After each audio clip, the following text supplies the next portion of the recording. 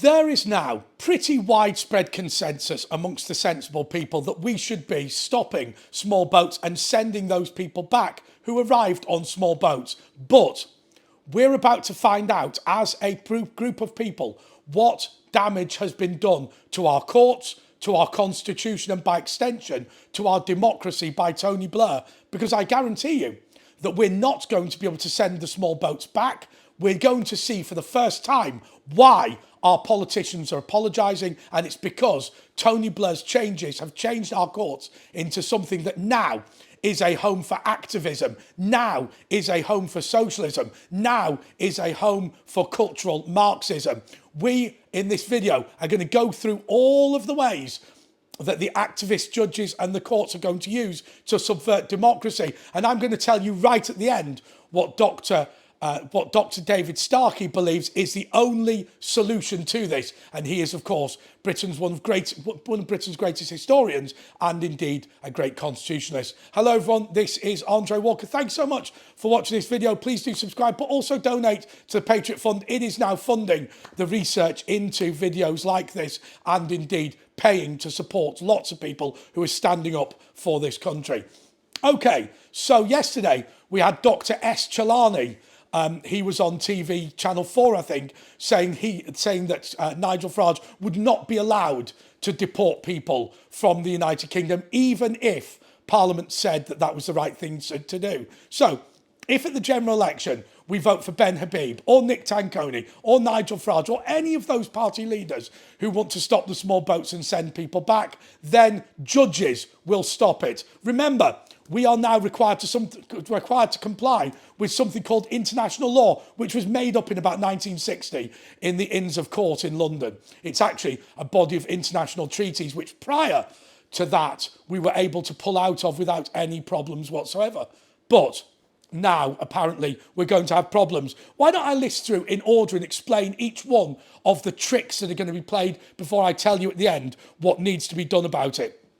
British common law protections. So what we've done in this country now is attempted to extend protections that should only apply to British people in Britain right across the world. Hence the Afghan resettlement scheme, which was to say that human rights that exist for you and me in this country ought to also be given to Afghans.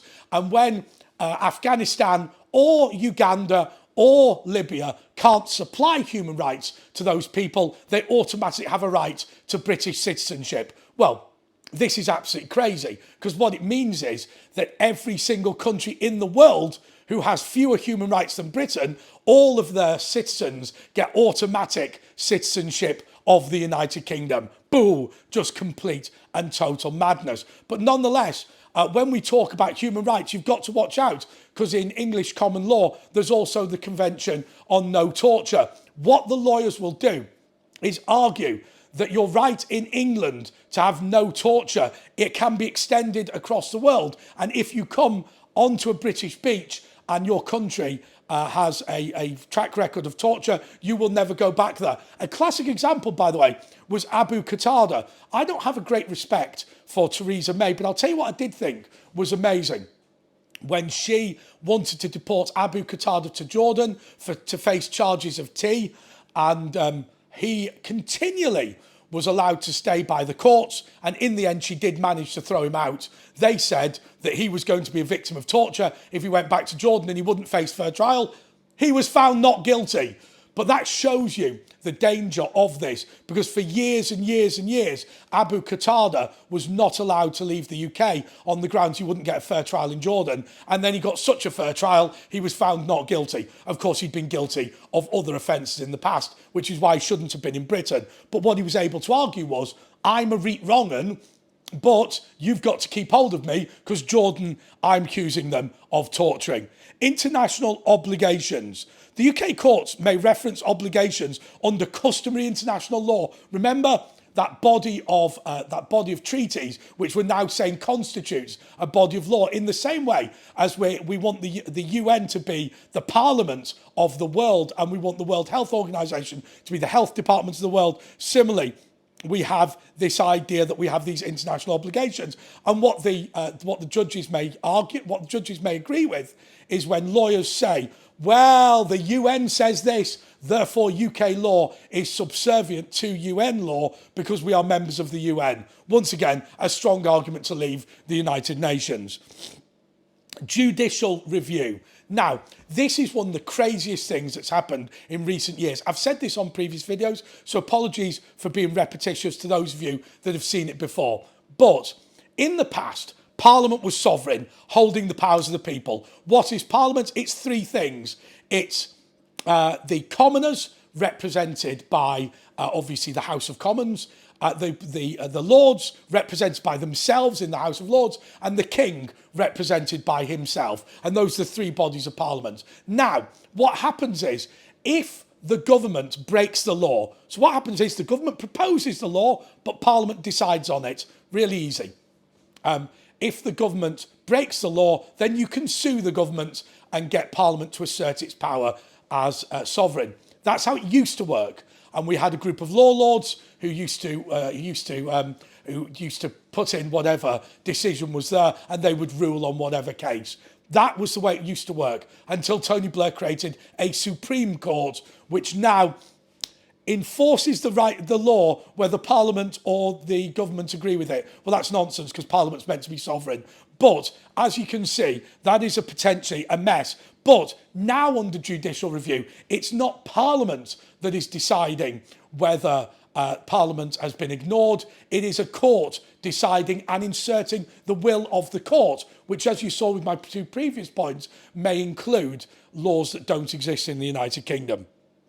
Okay, statutory interpretation. Lawyers can argue that new laws must still comply with the broader constitutional principles and previously established statutes. Do you know what that means? That means that lawyers will say, you can't repeal all of Tony Blair's laws because the custom and practice is that you agree with Tony Blair's laws. That is an incredibly dangerous thing that I'm going to say to you is going to significantly undermine any future government. Because remember, what Tony Blair created, this so-called stakeholder society, the idea is whichever way you vote, nothing changes because it's a government by experts. Now, a lot of people on a lot of occasions will say, we need to take the politics out of all of this.